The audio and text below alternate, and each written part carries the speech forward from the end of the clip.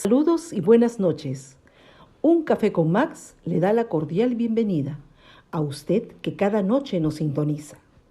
Deseamos que su tiempo con nosotros sea agradable y de bendición para sus vidas. Que sea el tiempo de refrigerio espiritual donde el poder sobrenatural de Dios obre en usted y los propósitos maravillosos que Dios tiene se cumplan, donde la palabra sea la fortaleza del guerrero Hijo de Dios.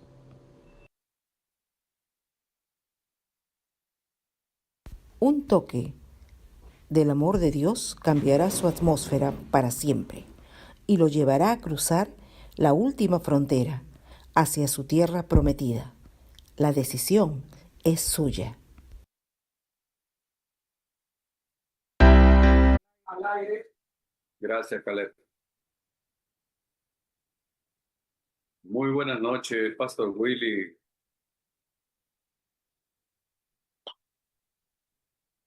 María querida, qué bendición de verlos. Aleluya. De veras alegra mi corazón verlos. Qué bendición, qué maravilla. Bienvenido, Pastor Willy. ¿Te queda bien esa barba blanca? Te queda muy bien. Te da jerarquía. Sí. Un abrazo enorme para ti, para Benny, para Rocío Jiménez, un abrazo grande. También está Emilio Mori por ahí, nuestro hermano Zenón Silvestre y Débora allá en Guayaquil, Ecuador. Un abrazo grande, fraterno para todos ustedes. En esta noche vamos a comenzar orando como siempre lo hacemos. Tenemos algunos pedidos de oración. Hay un papá de una hermana que vive en el extranjero. Su papá se llama Raúl Rivera. Él está padeciendo de un cáncer a la próstata y está solo acá en Lima. Y, y bueno, nos han pedido de que oremos por él, que estemos intercediendo por él. Él no es cristiano, él no es creyente, su hija sí. Bueno, oremos para que el Señor toque su corazón y que él pueda aceptar a Jesucristo como su Señor y Salvador y como su sanador también. ¿Amén? Estemos orando también. ¿Qué sucede de que en esta temporada del año en Perú sucede un fenómeno natural que se llama el fenómeno del Niño, la corriente de Humboldt? Y este fenómeno del Niño algunos años viene, digamos, trayendo mucho desorden, demasiadas lluvias en determinados lugares y generalmente dicen acá en la costa de Lima, muy cerca acá de Lima, en Chosica, unos 40 kilómetros de Lima, bueno, viene el desastre por acá cerca, ¿no? Pero esta vez el fenómeno del Niño está manifestado más en la zona sur, Arequipa, Moquegua, Hilo, Ica, y está produciendo muchos desastres, muchas inundaciones, ríos inundados, bueno, ciudades que sus calles están convertidas en ríos. Estemos orando por ello también. Son nuestros hermanos, son compatriotas que están atravesando una situación muy compleja porque muchos de ellos están perdiendo sus casas, el esfuerzo de toda su vida, viene el río y se lo lleva. Entonces se lo pierden todo en un instante. Oremos por ellos en el nombre de Jesús. Amén. Vamos a, como siempre lo hacemos, comenzar orando, pidiendo que el Señor sea guiando nuestra reunión. Padre amoroso, Señor Dios del universo, creador del cielo y de la tierra, en esta noche te damos las gracias por permitirnos la vida. Gracias porque me das el honor, el privilegio, la tremenda bendición de poder compartir tu palabra. Señor, muchas gracias. No hay honor más alto para el ser humano, hombre o mujer, que pueda compartir las buenas nuevas de salvación, que ser un instrumento útil en tus manos, Señor. Perdona todos nuestros pecados, eterno Dios, líbranos de toda carga innecesaria. Señor, quita de nosotros todo aquello que es un estorbo para que tu espíritu pueda fluir en cada uno de nosotros. Señor, ayúdanos en estos tiempos difíciles de guerras y de rumores de guerras. Ayúdanos a nosotros a estar, Señor, apercibidos, porque en cualquier momento la trompeta va a sonar anunciando que tú vienes a llevar a tus hijos, Señor amado, y queremos estar allí. Gracias, Padre, porque has puesto la convicción en nuestro corazón que, como dice la palabra, que nuestra ciudadanía no es de este mundo. Somos ciudadanos del reino de los cielos.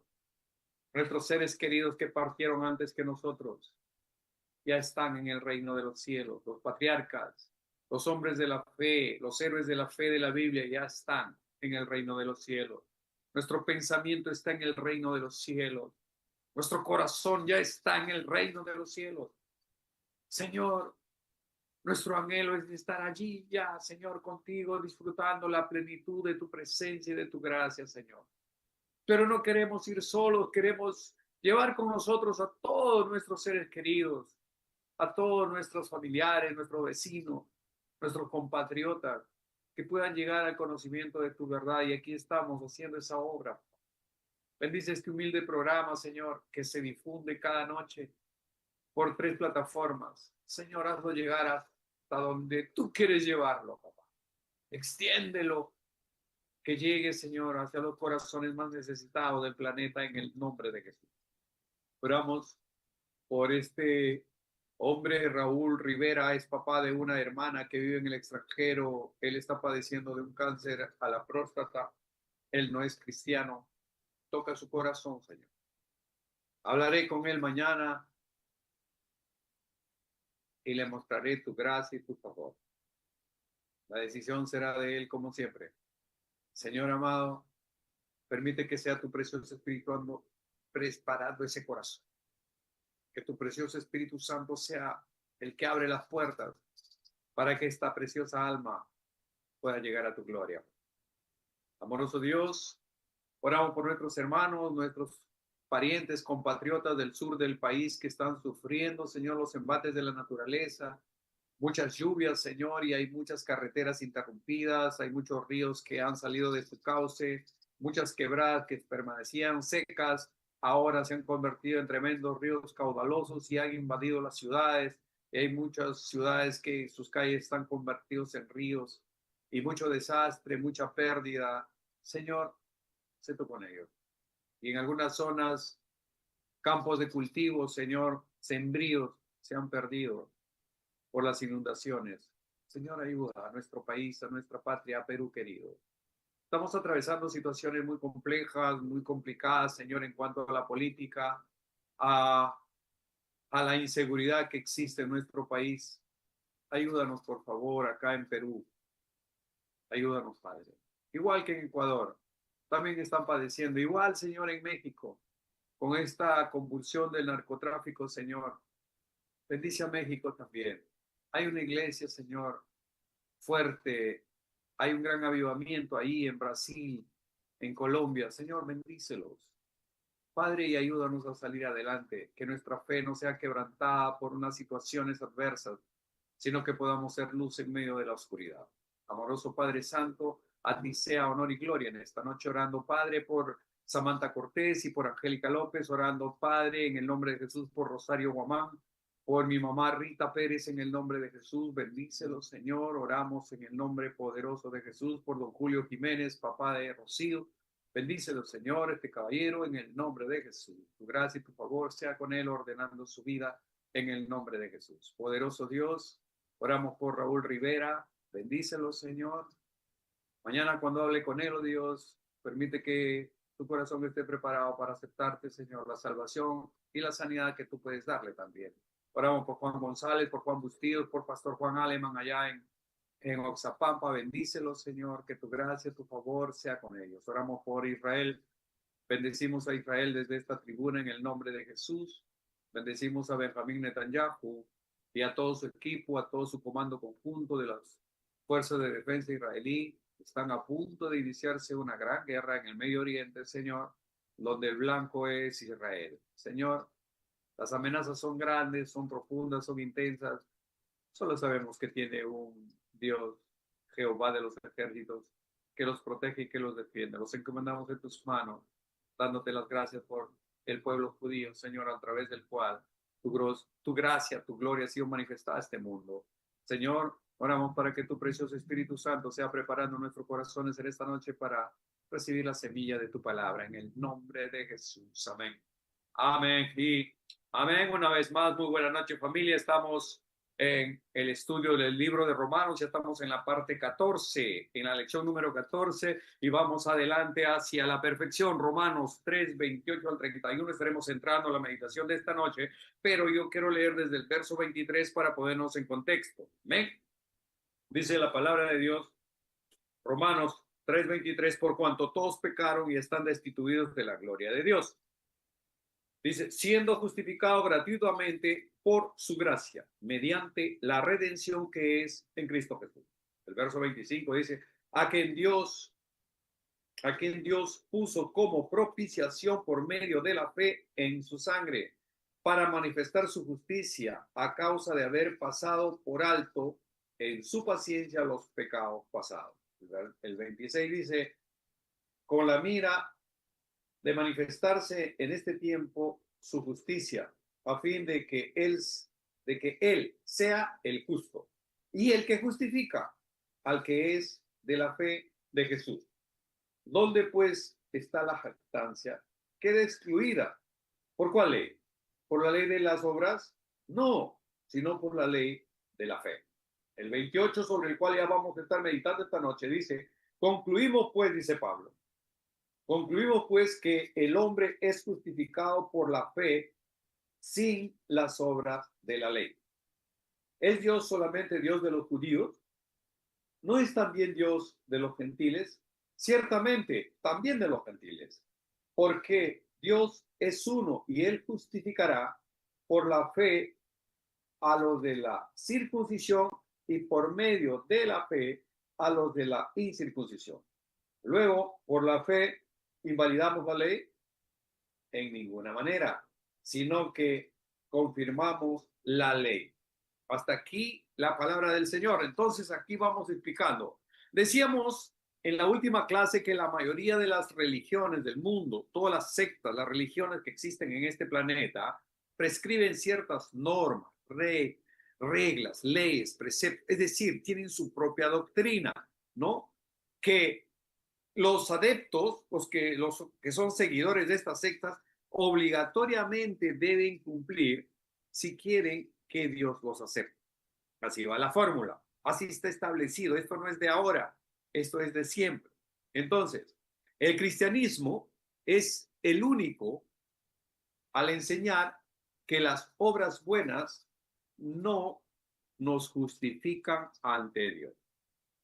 Mientras todas las sectas falsas, con profetas falsos, con escrituras falsas, para ellos sagradas escrituras, pero al final son falsas, ellos tienen un código de leyes, de normas, de preceptos, a los cuales sus adeptos están obligados a cumplir con el propósito de que sean aceptados ante Dios. Pero el cristianismo dice absolutamente lo contrario.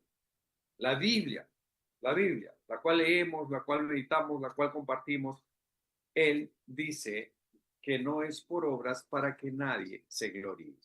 El cristianismo, repito, es único al enseñar que las obras buenas no nos justifican ante Dios. No hay logro humano ni progreso en el desarrollo personal que cierre la brecha entre la perfección de Dios y nuestra imperfecta conducta diaria. Todos los días quebramos la ley, todos los días ofendemos a Dios, todos los días somos infieles y Él permanece fiel. O sea, no hay forma que a través de nuestras buenas obras nosotros digamos que merecemos la salvación, que merecemos ser salvos, en absoluto, mis hermanos. No, no hay forma de que esa brecha entre la perfección de Dios y nuestra imperfecta conducta diaria se cierre por nuestras buenas obras. No, las buenas obras son buenas, son importantes, pero no alcanzan para comprar la vida eterna. Ya lo dijo el apóstol Pablo. Si yo conociera todos los secretos y misterios de la ciencia y no tengo amor, de nada me sirve. Dice, si yo vendiera todos mis bienes para repartirlo a los pobres y no tengo amor, no sirve de nada. Vengo a ser como un metal que resuena, que hace ruido y nada más. Dice también el apóstol Pablo, si yo diera mi cuerpo para ser quemado en favor de la gente, pero no tengo amor, no me sirve de nada. O sea, invalida toda obra que nosotros, todo desarrollo humano, toda capacidad extraordinaria que podamos hacer frente a la divinidad de Dios. No califica. ¿Me entiende? No llega al estándar. No hay forma de que esa brecha que hay entre la divinidad, en la perfección de Dios y nuestra imperfección diaria pueda tener compatibilidad. Simplemente es incompatible. Entonces, mis hermanos, no hay manera de que a través de nuestras buenas obras podamos alcanzar la vida eterna. Somos salvos solo por confiar en lo que Dios ha hecho por nosotros. O sea, si nosotros confiamos en lo que el Señor ya hizo por nosotros, entonces sí somos salvos. Mire, fíjese lo que dice Efesios 2, Efesios, el apóstol Pablo escribiendo a la iglesia de Éfeso, en el capítulo 2, versos del 8 al 9, dice, porque por gracia sois salvos por medio de la fe, y esto no de vosotros, pues es un don de Dios. El verso 19 dice, no por obras para que nadie se gloríe. Amado hermano, la fe elimina el orgullo del esfuerzo humano. La fe no es algo que hacemos. No, la fe viene de Dios y exalta lo que Dios ha hecho y no lo que la gente hace. Aquí, para ilustrarlo, hay gente que ha tenido la bendición, el privilegio de ser muy afortunados económicamente. Son multimillonarios. Entonces, estas personas, estos personajes, estas compañías, estas industrias, estas empresas, hacen muchas obras de bien común, de bien social. O sea, destinan parte de su fortuna a la ayuda de la humanidad que está en desgracia. ¿Eso está bien? Por supuesto que está bien. Está perfecto, sí, porque está ayudando a gente que lo necesita. Sin embargo, la Biblia es muy precisa, muy puntual, ¿no? Al enseñarnos de que no es precisamente por ese tipo de obras es que este personaje, esta persona, ¿no?, de buen corazón alcance la salvación, sino que es solamente a través de Jesucristo. Hay gente, porque esto es una tradición religiosa, y acá en Perú también se ha enseñado de esa manera, pórtate bien, ¿no? Si te portas bien, el Señor te va a aceptar. Si te portas mal, estás excluido. Así nos han enseñado, ¿no?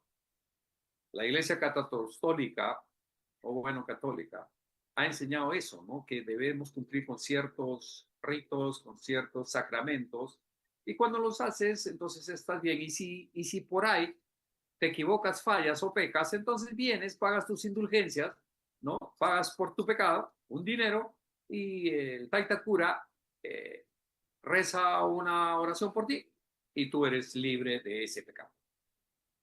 Ese es parte, digamos, de un dogma, de una doctrina, de una congregación, de una iglesia, sin duda que no tiene sus raíces, sus bases en la preciosa palabra de Dios, porque la Biblia no enseña eso en absoluto. Y estamos nosotros aquí para compartir lo que la Biblia dice.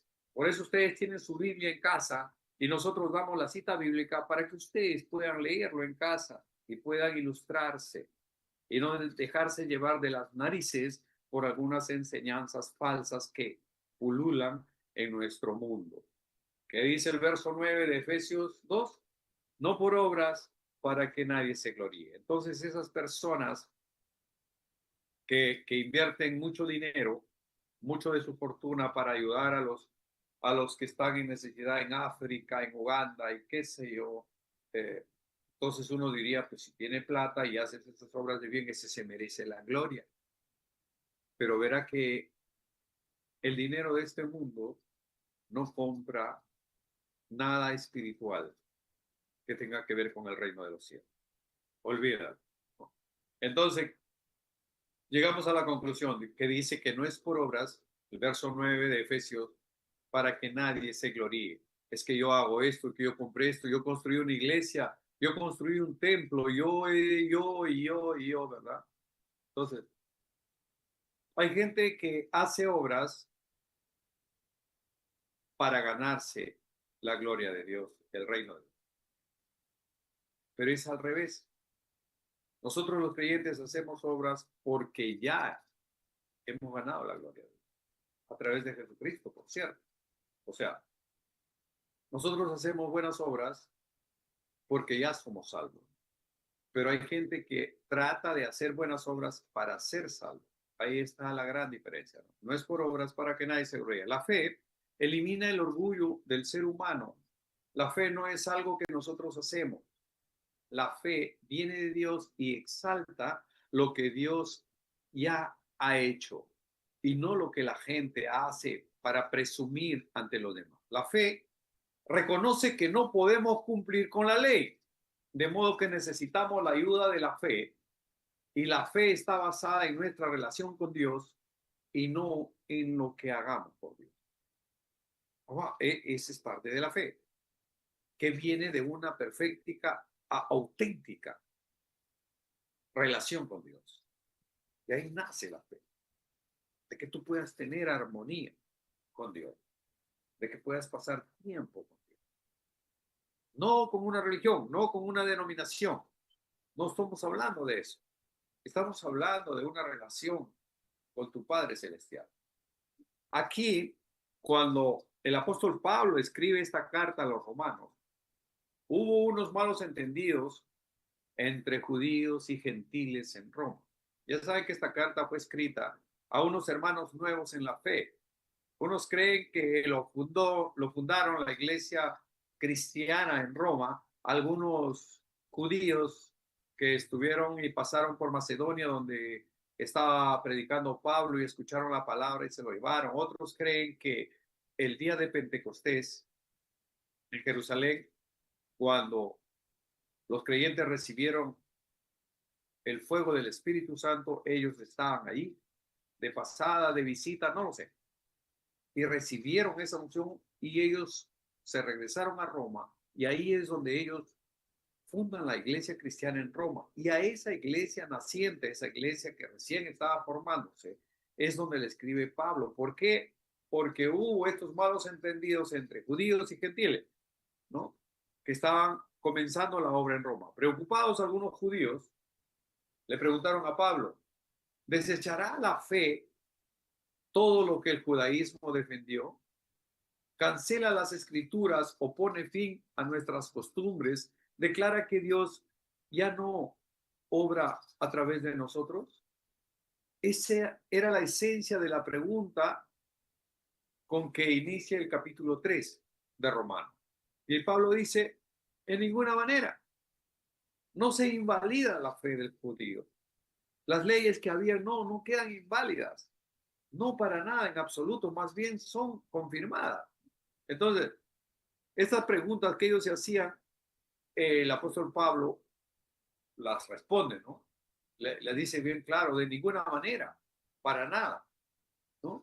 Más por el contrario, a través del judaísmo, nosotros podemos entender el camino de la salvación mediante la fe, porque la fe vino por el judaísmo. El Señor Jesús vino por el judaísmo. Los profetas vinieron por el judaísmo. ¿Por qué? Porque de ahí nació la palabra de Dios. ¿Por qué? Porque el Señor Dios Todopoderoso en el Génesis 12 llamó a Abraham y le dijo, sal de tu tierra y de tu parentela, estaban en Ur de los Caldeos, ¿no? Y le dijo, sal, ve, voy a formar una nación de ti. Ustedes ya conocen la historia, él era un hombre ya mayor, casi 100 años, su esposa era estéril, y él le dijo, ¿no? Haré de ti una gran nación. Ops, acá hay un problema, Señor. Yo ya tengo casi 100 años y mi esposa Sarita es estéril y ella también ya tiene como 75. Entonces, no hay forma. Ahí es donde el Señor comienza a llamar a las cosas que no son, como si fueran. Vamos a llegar, no sé si mañana o pasado, a esta parte, ¿no? En el capítulo 4 está ya cómo el Señor llama a las cosas que no son, como si fueran. Él se llamaba Abraham y Abraham significa padre enaltecido, pero Dios le cambia de nombre y le pone Abraham. Y Abraham significa padre de multitudes. Pequeña, gran diferencia, ¿verdad? De Abraham, padre enaltecido, a Abraham, padre de multitudes. Entonces, cuando él se presentaba por ahí, decía, soy Abraham. Abraham, padre de multitudes. Tu mujer es estéril y tú ya estás viejo. ¿Cuál multitudes? ¿De qué estás hablando? O sea, si nos vemos en el contexto social, como que hacía el ridículo el viejito, ¿verdad? Pero él comenzó a llamar a las cosas que no son como si fueran. Él todavía no tenía a Isaac, el hijo de la promesa, en sus brazos, pero le había creído a Dios que él iba a ser padre de multitudes. Ahí está la gran diferencia, ¿verdad? Entonces lo separa Dios a ese pueblo. Y ese finalmente viene a ser el pueblo de Israel. De Abraham viene Isaac, de Isaac viene Jacob, y de Jacob nacen 12 hombres, 12 varones, 12 hijos, y de esos 12 varones forman 12 tribus, y esas 12 tribus vienen a formar la nación de Israel, la Israel que nosotros conocemos hoy. ¿Correcto? Entonces, de ahí es que nosotros recibimos la palabra. Ahora, a través de la fe comprendemos mejor nosotros a la religión judía. Sabemos por qué Dios escogió a Abraham, por qué le dio la ley a Moisés en el Éxodo, por qué fue paciente con Israel durante siglos. Mis amados hermanos, la fe no desecha el antiguo pacto, es decir, no lo desecha el Antiguo Testamento en absoluto, para nada. Más bien hace más comprensible el trato de Dios con el pueblo judío. Fue muy paciente con él, siglos tras siglos. Ellos les daban la espalda a Dios, él los entregaba en manos de sus enemigos, se arrepentía el pueblo judío ya en esclavos en diferentes partes, en la diáspora, y el Señor los perdonaba. Otra vez volvían y los recogían. La salvación en Cristo no significa que la ley no tenga valor. Eso debe de quedar bien claro en el corazón de cada uno de ustedes, hermano. ¿Por qué? Porque por ahí puede saltar, digamos, el comentario, ya en el programa ahí están en contra de la ley, en contra de las cosas de Dios, las leyes divinas. No, no estamos en contra de la ley. No estamos, para nada. Más bien la confirmamos. Lo que aclaramos es lo que aclara la Biblia, que no es por obras, no es por cumplir la ley que tú alcanzas o llegas a la salvación, ¿no? Más bien, como dije, la salvación en Cristo no significa que la ley no tenga valor. Más bien, la justificación por la fe apoya la ley de acuerdo a su debido propósito y función para la cual fue dada.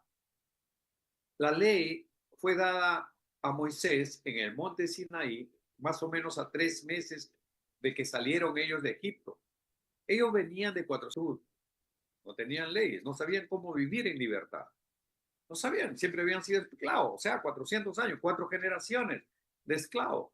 Tatarabuelo, esclavo. Bisabuelo, esclavo. Abuelo, esclavo. Papá también esclavo. Eran 4 generaciones con una mentalidad de esclavitud. No sabían cómo era vivir en libertad. Entonces, cuando salen, estaban perdidos. Entonces, ahí viene esta normativa, las leyes, los 10 mandamientos que le entrega Dios a Moisés en el monte Sinaí. ¿Para qué?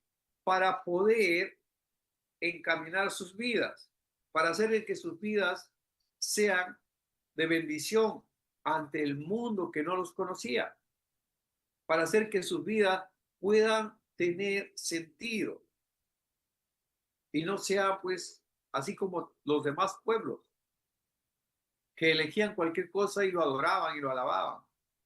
Iban caminando por ahí, encontraban un árbol, lo agarraban, lo cortaban, ¿no? Hacían su leña para calentarse, para preparar su comida, y con la otra mitad fabricaban su Dios. Y se inclinaban a él y decían: mi Dios eres tú ahora, tú hazme mi milagro. O sea, a ese nivel, digamos, de idolatría. Es lo que llegó y está escrito en la Biblia. No es un mensaje nuevo, no es una creación contemporánea, para nada, en absoluto, amado. Ahora, mis hermanos, resumiendo, el verso 28, Pablo establece que la justificación, es decir, la justificación, que seas tú justificado, ¿no? Es ser declarado justo ante Dios. Esa parte de que siendo nosotros aún pecadores y habiendo sido destituidos de la gracia de Dios, ahora a través de Jesucristo, Él nos hace la justicia de Dios delante del mundo, delante de sus ojos. Entonces, esa justificación, ¿no?, al ser declarado justo ante Dios, se obtiene exclusivamente por la fe en Jesucristo y no por cumplir las normas de la ley. Pablo concluye que las obras humanas no pueden salvarnos para nada, en absoluto. Olvídense de eso, eliminando así el orgullo religioso y destacando la gracia divina. Por eso que el Señor Jesús tuvo problemas cuando Él viene y hace su ministerio en esta tierra. Él no tuvo problemas con la prostituta, con los cobradores de impuestos, con los ladrones, con los enfermos, con los ciegos, con los leprosos. No, no tuvo problema con ellos. Pero sí tuvo un gran problema con los fariseos, con los escribas de la ley, con los fariseos, con aquellos que, entre comillas, se creían que tenían la franquicia del cristianismo. Estos fariseos sí fueron un problema bien grande para el ministerio de Jesús, porque ellos eran legalistas al mango, súper, hiper, archi, mega legalistas. Ellos no podían tocar a alguien en la calle, no podían rozarse con una mujer así, se contaminaban, no podían tocar a una persona enferma, menos aún si tocar un muerto, eran contaminarse, tenían que pasarse como 7 procesos de purificación para liberarse de eso. No podían tocar a una mujer que pueda estar en su periodo menstrual, porque era considerada inmunda. Si una dama se sentaba en un asiento y ella estaba, por decir, en su periodo, y ese hombre no podía sentarse ahí, si por error se sentaba, él quedaba contaminado, según la ley. O sea, estaba súper complicado cumplir la ley. Y esos fariseos son los que finalmente complotan contra Jesús. ¿Por qué? Porque Jesús era la gracia en este mundo. Era la manifestación gloriosa del amor de Dios que ya había venido a esta tierra. Ya había sido anunciado proféticamente muchos siglos atrás. Y cuando Él llegó, simplemente ellos no lo reconocieron. Porque su enfoque estaba en las cosas de la ley, en cumplir la ley. Ellos creían que cumpliendo la ley era la única forma que podían agradar a Dios. Ellos no reconocían que no era por obras para que nadie se gloríe, sino por la fe en Jesucristo. Finalmente, buscaron la manera de acusar, de condenar, aparte de que siempre estaban criticando, juzgando a Jesucristo. Pero finalmente terminaron condenándolo.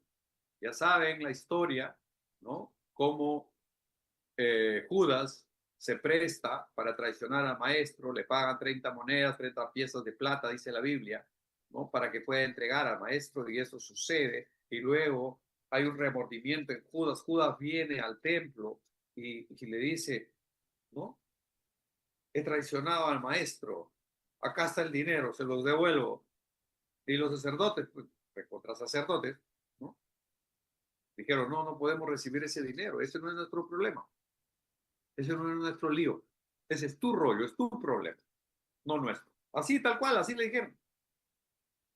¿Y qué hizo Judas? Tiró las monedas ahí en el templo, los botó ahí porque no los quería, y fue y se ahorcó. Ahora, los sacerdotes recogieron esas monedas y dijeron: estas monedas son de precio de sangre y no vamos a ponerlo en el tesoro de las ofrendas. Así que compraron un terreno para construir un cementerio para la gente extranjera, para la gente fuera de Jerusalén. Interesante. Sin embargo, los fariseos, los escribas, los doctores de la ley, ellos creían que al cumplir la ley al pie de la letra, ¿no?, ellos eran aceptos delante de nuestro Dios. Pero cuando viene la gracia de decir nuestro Señor Jesucristo, ellos no lo valoraron. Juan dice, a los suyos vino y los suyos no le recibieron. Más a los que lo recibieron, lo aceptaron, les dio el poder, la potestad, la autoridad de ser llamados hijos de Dios. Ahora, veamos aquí algunos puntos claves de estos tres pasajes. La justificación, mis hermanos, es por fe. La salvación es un regalo recibido al confiar en la obra de Jesús. No es un salario ganado por un buen comportamiento. No es que, bueno, hice cosas buenas, me la tienen que pagar y ese pago es mi salvación. No, no funciona así. No está establecido de esa manera, de esa forma, en absoluto, ¿no? Dice también que sin las obras de la ley, nosotros podemos alcanzar la gracia de Dios. Sin las obras de la ley. No significa que las obras sean malas, lo que tú puedes hacer, sino que no son el medio para ser salvo. Las buenas obras son la respuesta a la salvación, no son la causa de tu salvación. No es que tú haces buenas obras para ser salvo, sino que ya eres salvo para hacer buenas obras. Ahora, también habla de la igualdad ante Dios. No hay diferencia entre judíos y gentiles. Delante de Dios todos somos iguales. Delante de Dios todos somos exactamente iguales. Y todos somos salvos por la misma fe. Sin jactancia, sin arrogancia, ¿no? Al ser un regalo divino la salvación, nadie puede presumir que merece la salvación. Nadie puede decir, bueno, es que yo como soy buena gente, no le hago mal a nadie, entonces yo sí me merezco la salvación. Yo no soy como fulanito de tal o como fulanita de tal, o esos pecadores infelices y tal, y delincuentes y bla, bla, bla. No, no.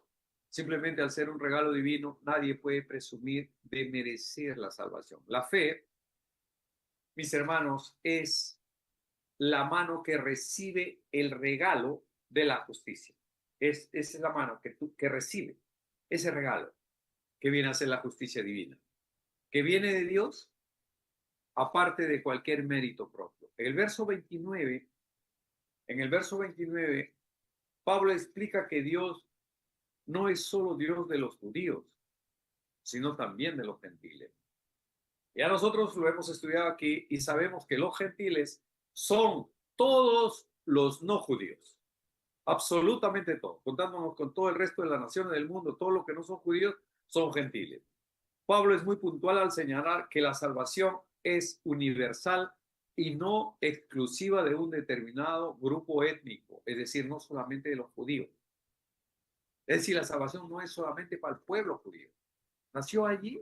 Sí, pero es para toda la humanidad. Es universal. Justifica tanto a los de la circuncisión como a los de la incircuncisión. Ya saben que la circuncisión era un rito que se tenía que hacer a todo varón judío nacido a los 8 días de nacido, le cortaban el prepucio del pene del pequeño, ¿no? Que era una muestra física de que era un judío. Ese se llamaba la circuncisión. Y todos los demás del resto del mundo no hacía ese rito, no hacía esa operación. Entonces eran incircuncisos. Pero la fe justifica, ¿no?, a los de la circuncisión y a los de la incircuncisión también. ¿A través de qué? De la misma fe en Jesucristo. En el verso 31, Pablo establece que la salvación por fe no anula la ley, sino que la confirma y la establece. Pablo argumenta que al confiar en la obra redentora de nuestro Señor Jesucristo en la cruz, reconocemos la justicia de la ley y su propósito, cumpliendo su exigencia moral a través del Espíritu, y para nada tiene que ver con nuestras propias obras.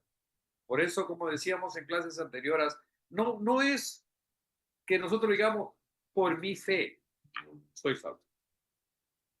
O sea, es que esta es mi fe y con esa fe yo, no. La fe es un don de Dios, es un regalo de Dios. Porque si yo digo, mi fe me ha hecho salvo, entonces ya viene a ser parte de mis propias obras, porque es mi fe. Y eso no dice la Biblia. Es por la fe de Jesucristo. Porque es un regalo de Dios. La fe es un don de Dios, un regalo divino. No es nuestro. Viene de Dios. Y es a través de esa fe, ¿no? Mediante Jesucristo es que nosotros alcanzamos la gracia, la gloria de Dios. Confío en nuestro Señor que cada clase puedan ir entendiendo más y más el mensaje del apóstol Pablo a la iglesia de Roma, que para el caso aplica muy claramente, muy perfectamente a nuestro tiempo, a una iglesia contemporánea, a lo que está sucediendo en nuestro mundo en este tiempo, ¿no? Tal cual, esta palabra es viva y eficaz y permanece para siempre. La Biblia es el libro que nunca pasa de moda. La Biblia es el libro, es bestseller todos los años. Es el libro más vendido del mundo todos los años. La Biblia, mis hermanos, es más actual que el periódico de mañana.